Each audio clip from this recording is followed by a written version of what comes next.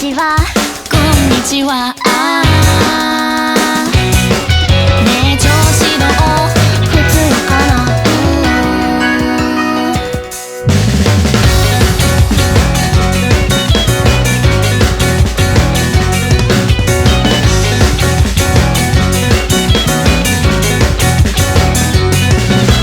花火大会が来週あるんだってね。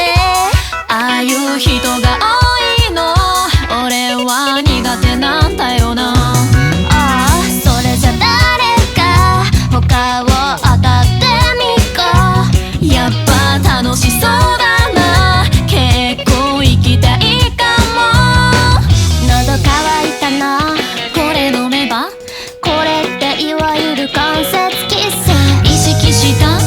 意識した。喉は乾いたまんま。待ってる左手にほんの少し触れてみる。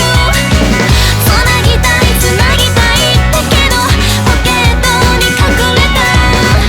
本当は気づいてる。ほんの少しで届く距離。つなぎたいつなぎたい本音背中に隠すの。